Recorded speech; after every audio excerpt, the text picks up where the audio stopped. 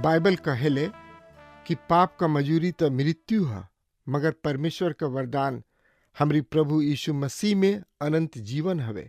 हमनी का ऐसन काम कैले बनी जा जवन परमेश्वर के नाखुश करेला, जवन हमनी के दंड भोगे वाला पात्र बनौले बा।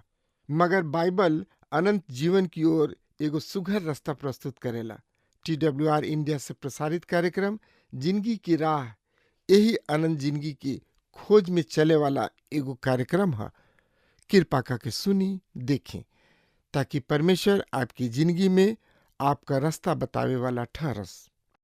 वचन अध्ययन से पहले सुनी एगो सुंदर आत्मिक गीत।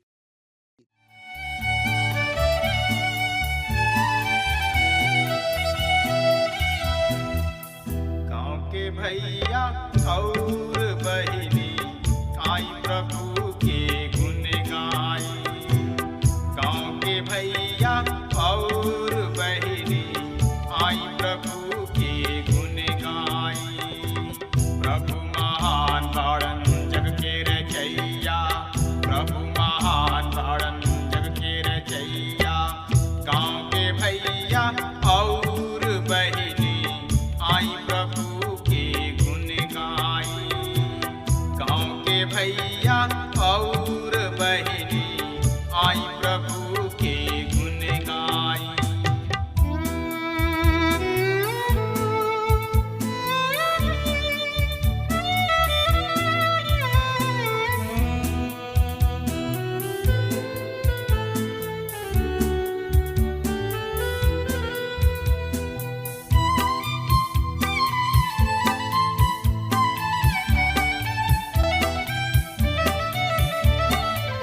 आकाश के तरई बन के चिरई उनकर भजन करे।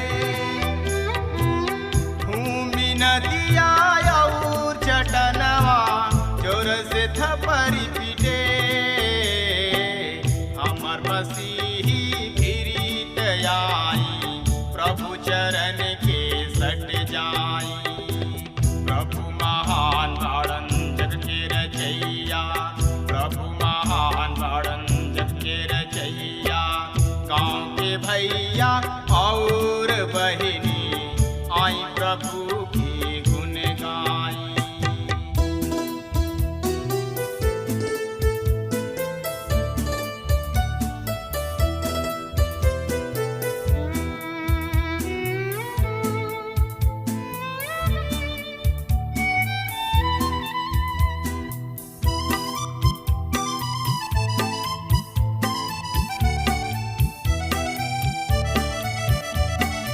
उनकर अगिया जे न मानी पापों में गिरत जाई। नरक के राजा सैतानवा उनके में वास करी। पूरी मिठाई खूब खियाई, आत्मा अग में जाई। प्रभु महान बाड़न जग के रचैया, प्रभु महान बाड़न जग के रचैया। गाँव के भैया और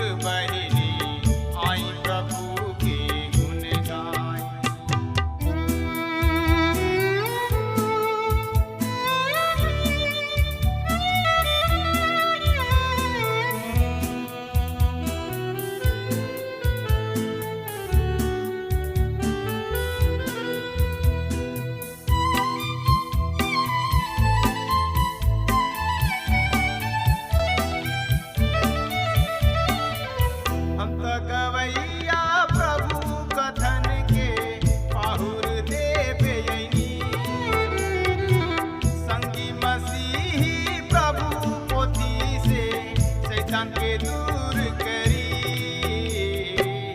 जीवन आशीष रौरा पवनी उहे बड़ाए सबके बाटी। पिछला संदेश में हमनी के देखनी हजा का देखनी हजा कि प्रभु यीशु मसीह महान हमें, उनका से बढ़ के हुना ह।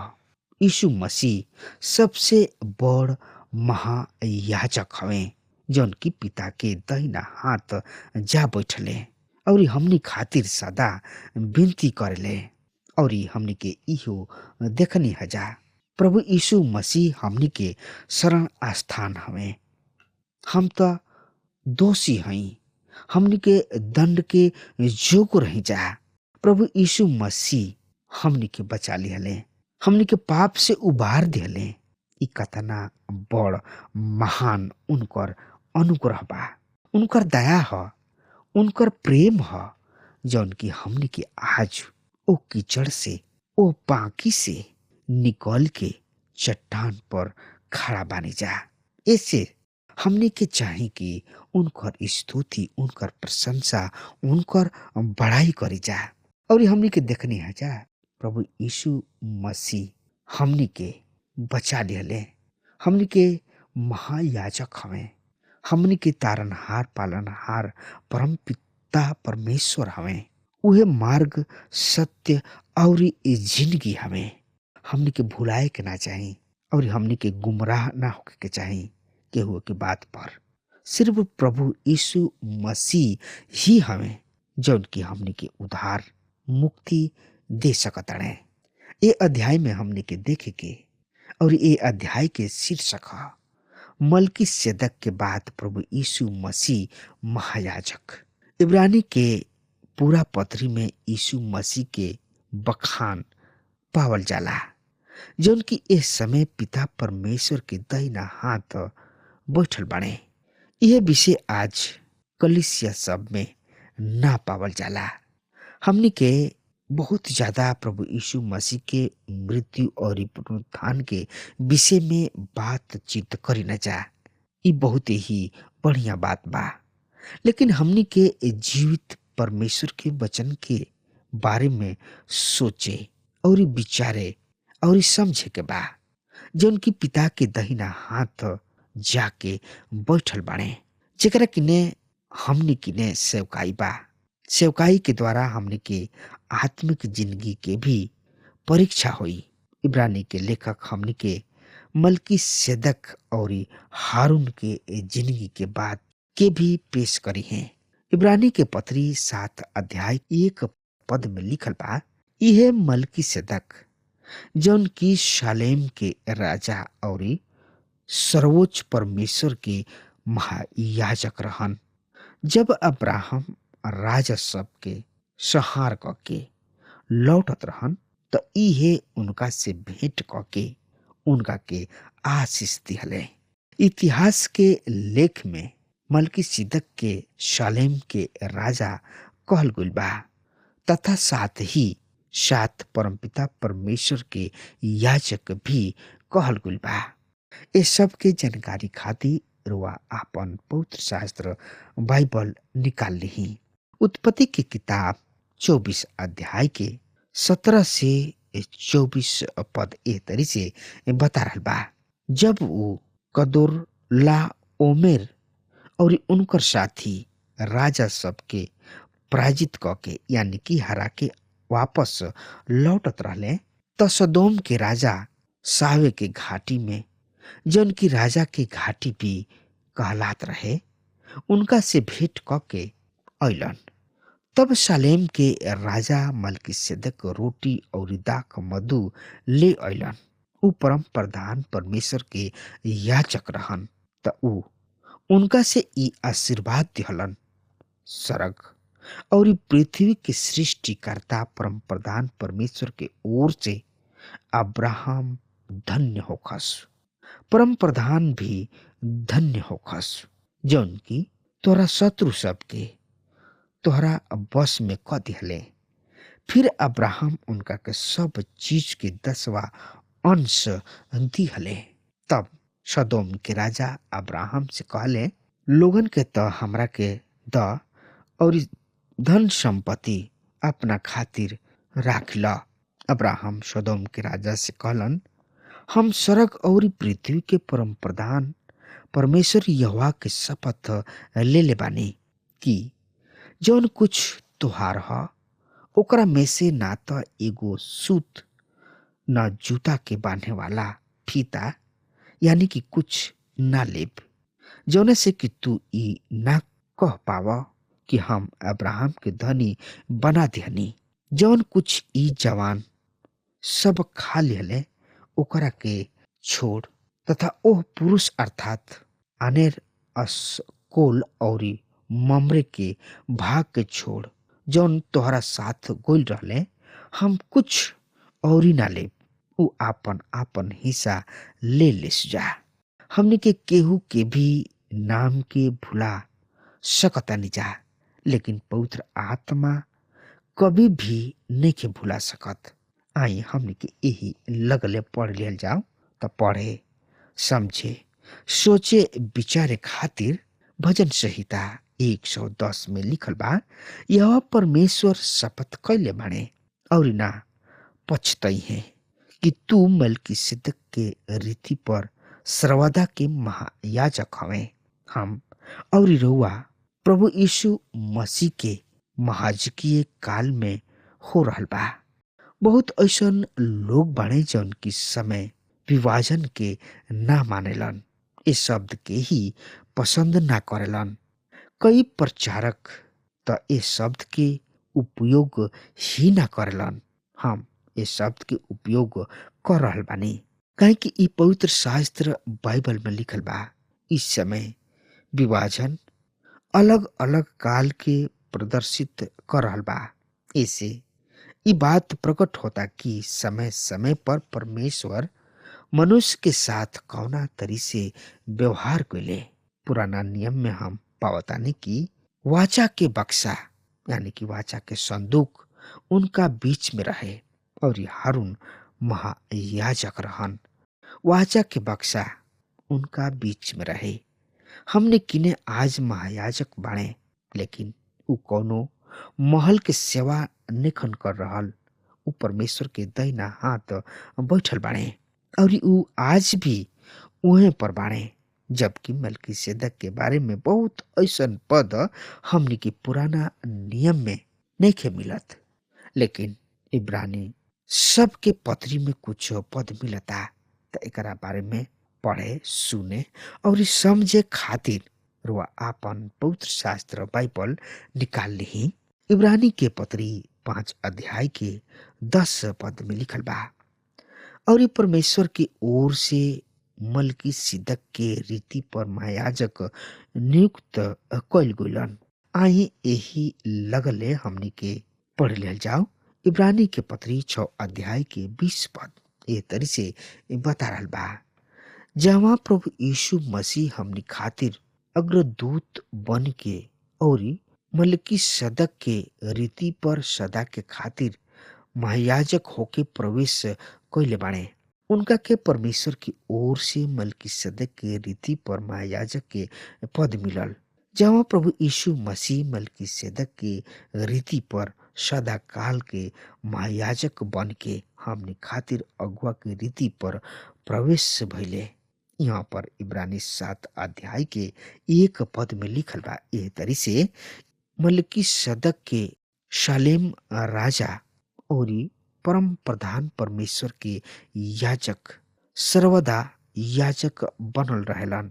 जब इब्राहिम राजा सब के मार के लौटत रहले त इहे उनका से भेंट क के उनका के आशीष दिले।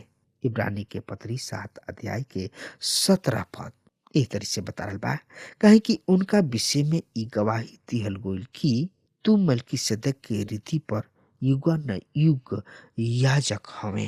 यद्यपि हम मलकीसिदक के बाद मसीह के महायाजक के रूप में देखे जा रहल बानी, ऐसे हमनी के मलकीसिदक के बारे में जाने के जरूरी बा। एकरा खातिर हमनी के उत्पत्ति के 14 अध्याय में जाए के आवश्यकता बा। सदोम के घटना के बाद ई कहल घटना ह, यानी कि घटल। यहाँ पर हमनी के एगो युद्ध के बखान मिलता। अब्राहम के पास ई संदेश पहुंचावल गोइल कि लूत के लोग पकड़ के ले जा रहल बने। अब्राहम तुरंत अपना सेना सब के साथ तथा घराना समेत अब्राहम के छोड़ावे खातिर आगे बढ़ले और लूत के छोड़ा लिहले।